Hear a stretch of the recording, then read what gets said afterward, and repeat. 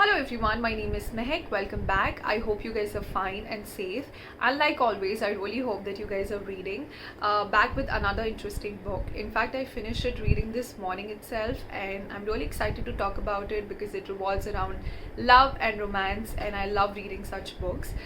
So, coming to the book, the title, it's called A Glove Shop in Vienna and Other Winter Stories. It's by Eva Watson. That's her name. That's the author name. Okay, does it happen with you guys that you pick up a book because the title interests you, and the cover setting is somehow really interesting, and you pick up, because it happens with me majority of the times, and for this book it was exactly that. It had a different, a glove shop in Vienna. It had a different name, if a different ring to it.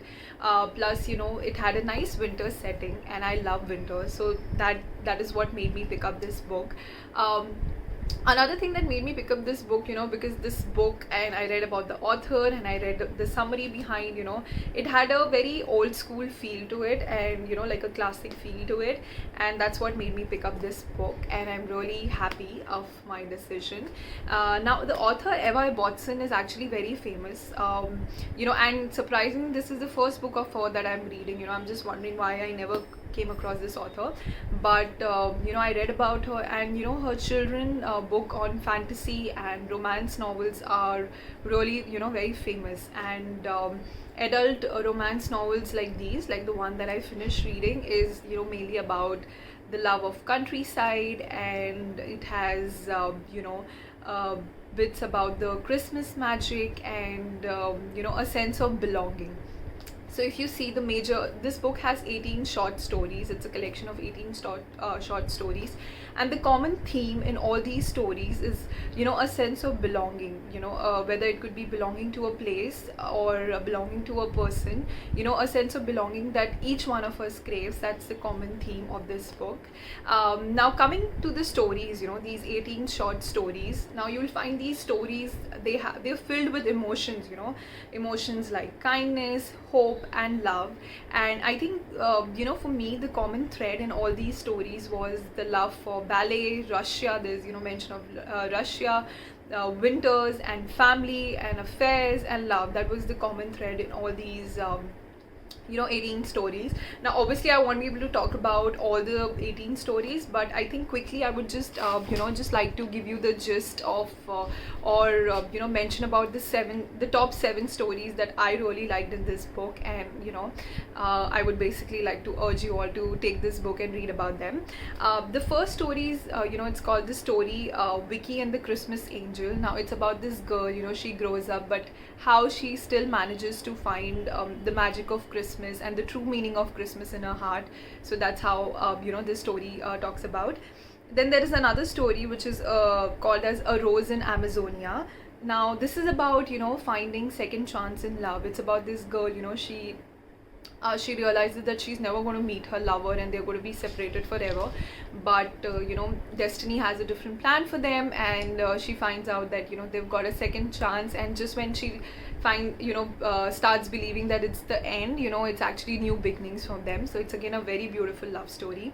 Another story which is called Siddhi, that's what the name is. It's one of my favorite story. It's about finding that one true love in your youthful days, and knowing in that moment that he's the one for you. Now it sadly doesn't happen with everyone. Very few, I feel, are very lucky to find this one true love in their young days, and they end up marrying him. So this story is about that, finding that one guy in your life, and and then you're separated because of time, and because all these stories are set up during the World War time. So they're separated because of time and wars, and yet how they find their way to each other. That is what this story is about. Another story is called A Dark-Haired Daughter. Now this is about a lady, very interesting, funny story. She already had 3 sons, and now she's pregnant again, and she's really hoping deep in her heart that this time it's a daughter with the dark curly hair, but she delivers again, and it's a boy, but as soon as the boy is on her lap, and he also has dark curly hair, and at that moment she realizes that there is no escaping mother's love. No matter what the gender of your child is, there is no denying of mother's love. So that is what this story is about. Another interesting story is called The Theatre Street. Now, this could be a perfect plot for a Bollywood film, I felt, it's about this soldier, who falls in love with a young ballet dancer, and they're separated because of war, and he goes in coma, and, after 3 years, how the power of love brings him out from the coma. That is what, the story is all about. Again, a very beautiful story. Then there's this short story towards the end, which is, a question of riches, which basically draws difference between, what it is to be rich in your heart and what it is to be rich in your, materialistic things. So that is what, the story describes for us. And then there is, from where the title of the book comes, A Glove Shop in Vienna, is basically this man who finds true love in a glove shop, although the love is found outside the marriage. But it's a really sweet tale how he, goes to this glove shop in Vienna and how he finds true love there. So yeah, that is what these these are some of my top 7 stories that I really liked in this book. There are 18 stories altogether, but these are, really sweet and stories that I think that are going to stay with me forever. So all in all, I really loved the book. I really enjoyed the Christmas setting. There are mentions of Old Vienna, and since it's also in the World War, I said it's during the World War time, so the war settings and all makes it really very interesting. And it's a perfect book, that you would want to curl up with. However, I do have to say, that so my reading speed is really fast, and it's easy for me to take in, the plot. But for this book, I think, I had to really read it slow. Also, I can read when there's noise around me or when, someone is watching TV. But with this book, I think it's because of the difficult vocabulary and the plot scene. I think for me, I found myself really reading this book with a lot of focus.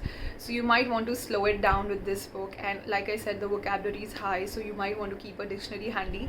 So yeah, that was the only problem, not problem exactly, but that's what exactly I felt about this book. And now I'm going to read, as always, read some of my favorite lines from the book. So yeah.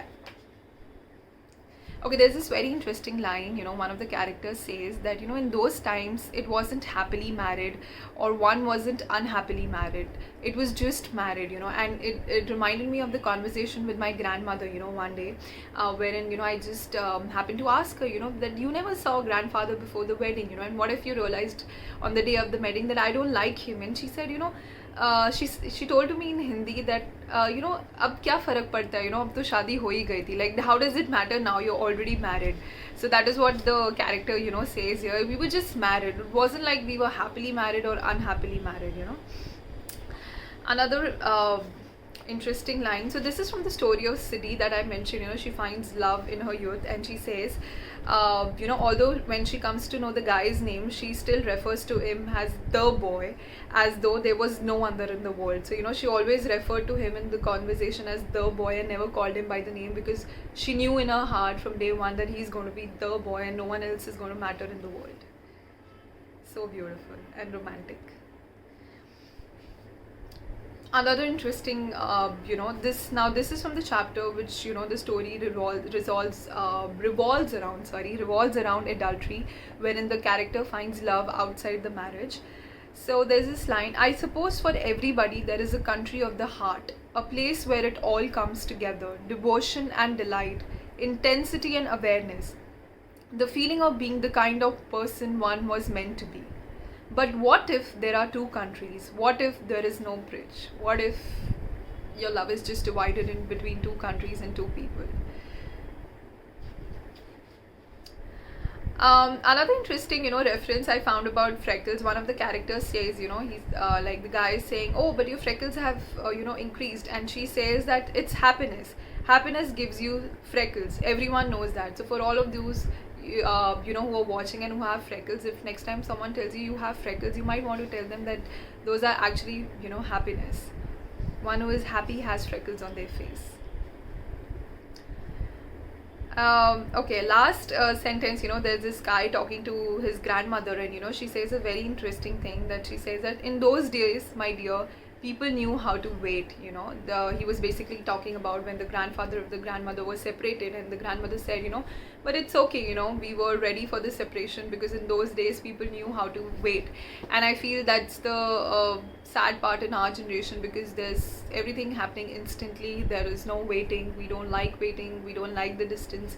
But I think if you read this book, you would find about, you know, people who have surpassed the distance and the wars and so many, you know, other things in their relationship, and love has basically overcome all. So yeah, that is what this book is all about. Definitely a must recommend to all of you. You know, this book will definitely enchant you and leave you feeling all warm and nice. And yeah, I really love this book. So that's all on this book. I'm gonna see you next week with another interesting title. Take care. Bye bye.